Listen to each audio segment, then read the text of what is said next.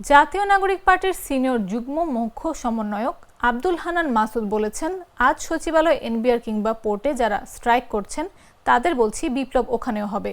আপনারা দুর্নীতি আর লুটপাটের স্বাধীনতা চাচ্ছেন, কিন্তু ২৪ পরবর্তী সময় এটা আর পাবেন না। সোমবার বিকেলে নিজের ফেসবুক আইডিতে দেওয়া এক পোস্টে তিনি এমন মন্তব্য করেন।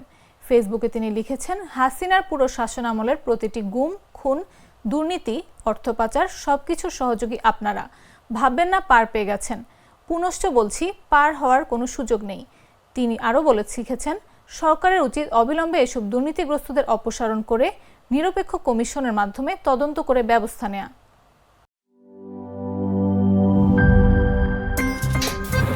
আমার একটা স্মার্ট সিদ্ধান্তে 25% গ্যাসের খরচ কমেছে। ভাবছেন কিভাবে? সাধারণ গ্যাস স্টোভ বদলে আমি এনেছি আরএফএল গ্যাস স্টোভ। এর সাইন্টিফিক নজল ও ব্রাস বার্নার ক্যাপ সমানভাবে তাপ ছড়িয়ে রান্না করে দ্রুত। তাই গ্যাসও বাঁচায় 25%, টাকাও বাঁচে 25%। আরএফএল গ্যাস স্টোভ, নিরাপদ ও গ্যাস সাশ্রয়ী।